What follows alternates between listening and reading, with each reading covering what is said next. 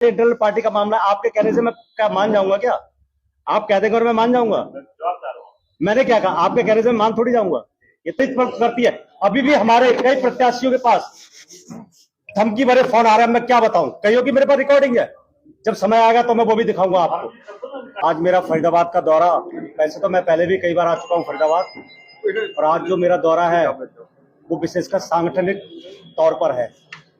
हमारा संगठन जो हमने अभी कमेटियां बनाई हैं, जो हमारे वार्ड इंचार्जेज है, उनसे मुझे व्यक्तिगत मिलना था कि हमारा प्रत्येक वार्ड में प्रत्येक बूथ पर कैसा काम चल रहा है, और जो मुझे इंफॉर्मेशन मिल रही है कि अच्छा काम हो रहा है तो मैं उनको एप्रिसिएशन भी देना चाहता हूं, और जो व्यक्ति थोड़े से साथी पीछे है उनको आगे भी करना चाहता हूं। ये मेरा दौरा है यहाँ का आज का पूरा, और कई वार्डों में मैं जाऊंगा, डोर टू डोर में, कुछ कॉर्नर मीटिंग्स में, और हमारे जितने प्रत्याशी उनसे भी व्यक्तिगत मिलूंगा, उनके वार्ड्स में जाके और उनके एरियाज में जाके।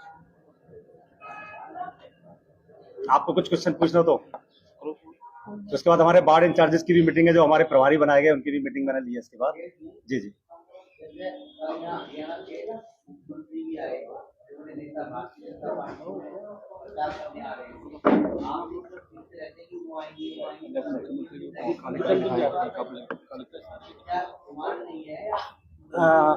हम कहते नहीं है, वो लोग आ रहे हैं।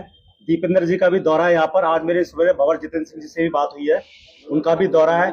जो हमारा कैंडिडेट्स, मेयर कैंडिडेट्स और वार्ड्स वाले जो डिमांड कर रहे हैं, हम उनके हिसाब से कर रहे हैं। हम बताते ज्यादा बोलते नहीं है, लेकिन हम काम करने में विश्वास रखते हैं। और सारे नेता आए हैं। कल बीजेपी के सीएम को काले झंडे भी दिखाए गए हैं, तो इसका मतलब उन्होंने काम ही नहीं किया। जब यहाँ के निवासी मुख्यमंत्री को काले झंडे दिखा रहे हैं तो इसका मतलब क्या है? आपने कोई काम नहीं किया, आपने झूठे वादे किए, और झूठे वादों पर फिर उन्होंने झूठे वादे करने शुरू कर दिए। तो जनता यहाँ की बहुत परेशान है, और जनता परेशान नहीं होती तो काले झंडे कौन दिखाता? तो जनता सब समझ रही है, और जो भाजपा के जो हमारे सीएम यहाँ बन चुके हैं, उनको खुद समझना चाहिए कि काले झंडे दिखाए तो उनसे पूछना चाहिए कि डमी है कि क्यों दिखा रहे हैं, क्या रीजन है, क्या कमियां है। आपकी सरकार डबल और ट्रिपल इंजन की सरकार चल रही है, उस सरकार का रोल क्या है? इस सब के बावजूद कांग्रेस जनता क्यों नकार रही है? कांग्रेस कहाँ नकार रही है? हम लोकसभा में 5 मेंबर ऑफ पार्लियामेंट जिता के लाई है, यहीं की जनता जिता के लाई है। सारे वार्ड में कैंडिडेट बिल्कुल। चक्कर क्या है? वार्ड की बात नहीं है, बात यह है कि भाजपा जिस तरीके से काम करती है, जिस तरीके से धन बल लगाती है, जिस तरीके से खरीद फरोख्त करती है। अभी भी हमारे कई प्रत्याशियों के पास धमकी भरे फोन आ रहा है। मैं क्या बताऊं? कईयों की मेरे पास रिकॉर्डिंग है। जब समय आएगा तो मैं वो भी दिखाऊंगा आपको। दिखाऊंगा जब समय आएगा। समय के हिसाब से हम काम करते हैं। मैं संगठन का व्यक्ति हूं, मैं संगठन के हिसाब से काम करता हूं। और जो भाजपा जो कर रही है ना, हमारे 2-3 प्रत्याशियों को उन्होंने खुलेआम पैसा बांटा है और उनको धमकी दी जा रही है। तो ये कहाँ का प्रजातंत्र है और कहाँ का लोकतंत्र है? तो ये तो जनता को देखना चाहिए। और मैं आप लोग बंधुओं से सबसे मेरी विनम्र निवेदन है कि आप ये सब चीजें खोल के दिखाइएगा। आप मीडिया हमारे प्रजातंत्र का चौथा स्तंभ है, और मीडिया की बहुत महत्वपूर्ण जिम्मेदारी होती है। तो ये तो आप करेंगे, बिल्कुल करेंगे, बिल्कुल करेंगे। समय आने पर सब चीज करेंगे, समय आने पर सब चीज करेंगे। चाहे 28 हो, चाहे 29 हो, चाहे 30 हो, समय आने पर सब चीज देखी जाती है ना। आप कौन से समय का इंतजार कर रहे हैं? वो हमें पता है ना, हम संगठन के व्यक्ति है, वो हमारे ऊपर है ना। अब हम किसी के कहने पर राजनीति थोड़ी करते हैं, हम जनता के हिसाब से राजनीति करते हैं और जनता के हिसाब से समाज सेवा करते हैं। चुनाव में मात्र 3 दिन रह गए हैं और अभी भी ग्राउंड पर उतनी मजबूती से कांग्रेस अपना जनाधार नहीं साध रही है, और जो भी वार्ड प्रत्याशी है वो कहीं ना कहीं भाजपा का दामन थाम रहे हैं।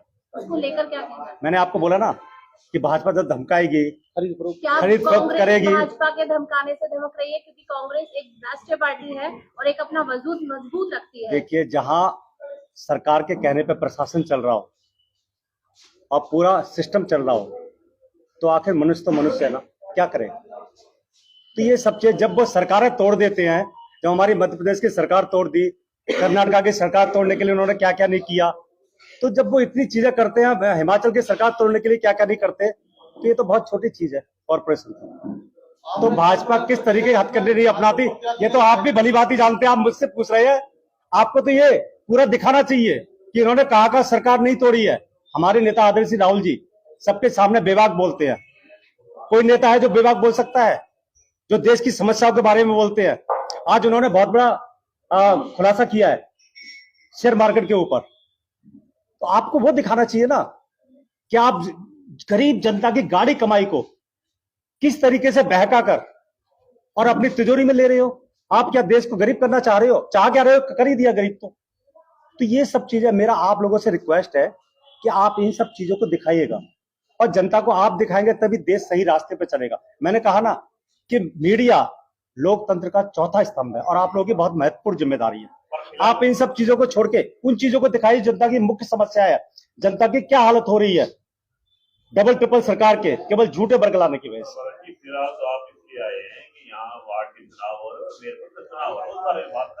वही बात कर रहे हैं हम, उसी बात का जवाब दे रहा हूँ। आपकी पार्टी सभी 40 वार्डों पर उम्मीदवार नहीं उतारती। अरे बता तो दिया ना आपको। पार्टी ने लेकिन मेयर पद का वार्ड में उम्मीदवार उतारा, प्रचार भी बढ़िया कर रहे हैं, लेकिन बाकी 40 वार्डों में प्रचार। देखिए हम लोगों ने अपने पदाधिकारियों के कहने पर हमारी एक एक्सटेंडेड स्टीयरिंग कमेटी की मीटिंग हुई, उसमें हम लोगों ने सर्वसम्मति से किया कि हम लोग कांग्रेस पार्टी सिंबल पर चुनाव लड़ने जा रही है और हम लोगों ने उसके हिसाब से काम किया।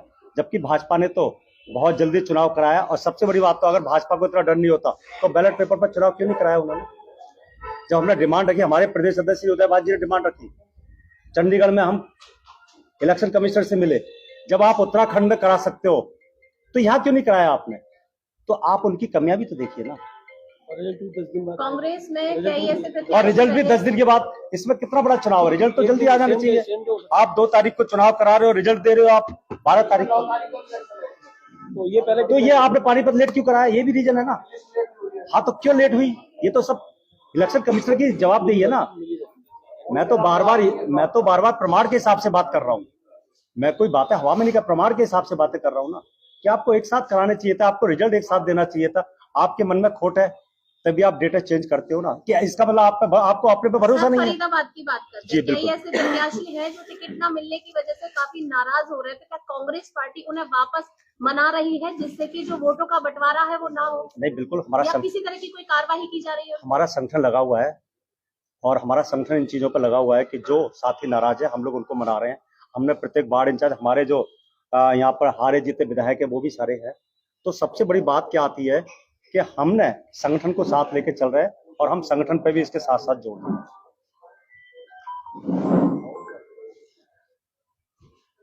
प्रभारी जी, आपकी पार्टी के पास एक तो नेता थे, वो भी चुनाव लड़ना चाह रहे थे, उनको भी टिकट नहीं थी। वार्ड नंबर 28 ऐसे ही वार्ड है, वहाँ पर आपकी पार्टी के लीडर भी थे, लड़ना भी चाह रहे थे, लेकिन उनको टिकट ही नहीं, उसको टिकट देना चाह रहे थे, वो नाम घोषित किया, उसे नामांकन ही नहीं भरा, उसकी खाली रह गई।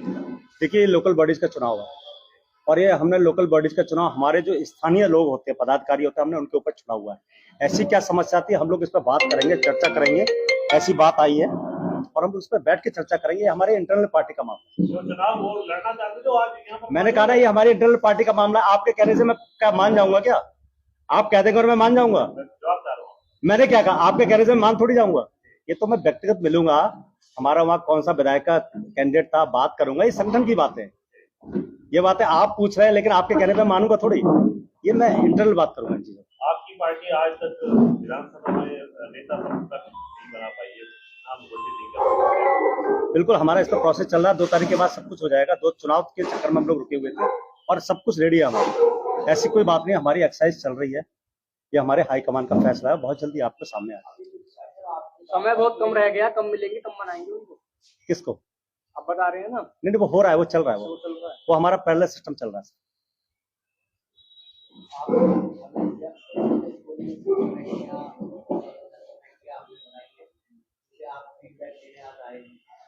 आपकी कई बातों और कि भाई हमारी जो वहाँ के लोकल लीडर थे ना, मजबूत दिख रहे हैं वो या देखिए, आज पहले भी सारे पहलुओं पर चर्चा होती जब मेरा पिछला दौरा था, और आज भी हम लोग उसकी प्रोग्रेस रिपोर्ट के लिए रिव्यू मीटिंग, समीक्षा बैठक। समीक्षा बैठक का मतलब है कि हमने जितना टास्क दिया उतना कितना पूरा हुआ और जो रह गया वो क्यों रह गया, उसको भी हम करेंगे। तो ये हमारा सतत प्रोसेस है। संगठन कभी एक दिन में नहीं चलता है। संगठन जस्ट लाइक ए रिवर, और ये सतत प्रोसेस चलता रहता है। मैं आऊं चला जाऊं, ये आए चला जाए, ये आए चला जाए, ये चलता रहेगा, इसमें कोई प्रॉब्लम नहीं। प्रोसेस कब पूरा होगा जब पिछले 12 साल से आपका पूरे प्रोसेस, संगठन ही नहीं है? भाई साहब पत्रकार साहब, प्रोसेस संगठन का कभी पूरा नहीं होता है, ये हमेशा चलने की प्रक्रिया है। मैंने it's just like a river, नदी का पानी जिस बहाव से चलता रहता तभी वो सड़ता नहीं है। तो हमारा प्रोसेस चलता रहेगा और चलता रहेगा ये आगे तक। प्रदेश का संगठन आज तक नहीं बन पाया 12 साल से। बन गया ना, हमारे इंचार्ज यहाँ पर है, हमारे को इंचार्ज यहाँ पर है, सब बैठे हुए हैं यहाँ पर, हमारे कन्वीनर यहाँ पर है, हमारी कमेटीज यहाँ पर है। तो हमारा फर्स्ट स्टेप पूरा हो रहा है। कहाँ डिस्ट्रिक्ट कमेटी कहाँ है? कन्वीनर हमारे अनीश पाल जी, हमारे कन्वीनर है। कहाँ है अनीश पाल जी? ये देखिए, आप कह रहे नहीं है। जिला अध्यक्ष की बात हो रही है। मैंने क्या कहा आपको, बात कुछ नहीं होती। हमारा प्रोसेस स्क्रूटनी के हिसाब से, स्क्रीनिंग के हिसाब से बनता है। पहले हम लोग काम देखेंगे, काम में जो अच्छा लगा उसका प्रमोशन देंगे। ये थोड़ी है कि हम राह चलते किसी को बना देंगे।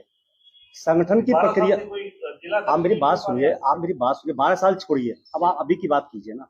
12 साल क्या हुआ क्या नहीं हुआ ये बात छोड़िए। अभी जो हमारा सिस्टम चल रहा है, इंचार्ज हमारे आफ्ताब चौधरी आफ्ताब जी यहाँ पर, रोहतास में भी हमारे को इंचार्ज है, हमारे कमेटी के मेंबर्स बैठे हुए, सारे चुनाव हारे जीते हमारे सारे लोग बैठे हुए। तो संगठन का प्रोसेस हमारा है ऑलरेडी, जिसके थ्रू ये पूरा प्रोसेस फरीदाबाद डिस्ट्रिक्ट का चल रहा है हमारा। और वही लोग कमेटियों में मेन रोल कर रहे हैं। हमारे वार्ड प्रभारी बनाए गए हैं, हम लोग उनसे भी फीडबैक लेंगे नीचे के लेवल का। और वो वार्ड प्रभारी, हमारे यहाँ सिस्टम ऊपर से नीचे तक सिस्टम चलता है, जस्ट लाइक ए पिरामिड। तो जो अच्छा काम करेंगे वो ऊपर बढ़ते चले जाएंगे, जो अच्छा काम नहीं करेंगे वो अपने साइड में होते चले जाएंगे। कहने वाला मैं निकट भविष्य में भी प्रदेश अध्यक्ष अपने वो बॉडी जो डिस्ट्रिक्ट की बॉडी है नहीं बना पाएंगे। सब कुछ बनेगा, सब कुछ बनेगा, सब कुछ तैयार होगा, लेकिन वो संगठन के हिसाब से होगा, दूसरों के कहने पर नहीं होगा। वो संगठन के हिसाब से चलेगा। क्या आप नहीं मानते कि भाजपा आज आगे तो अपने संगठन की बदौलत आगे और कांग्रेस? देखिए, हम किसी से कंपैरिजन नहीं करते, हम जनता के लिए काम करते हैं और जनता के लिए लड़ते हैं। हमारा संगठन जो हमारा बना है वो जनता के लिए काम कर रहा है और आगे करता रहेगा। भाजपा जनता के लिए कभी काम नहीं करती है, भाजपा झूठे वादे करती है, तो हम उसका कंपैरिजन कभी नहीं करते। हम आदरणीय श्री राहुल गांधी जी के सैनिक है, श्री खड़गे साहब के सैनिक है। जो सच बोलते हैं हम उसी पर रहते हैं।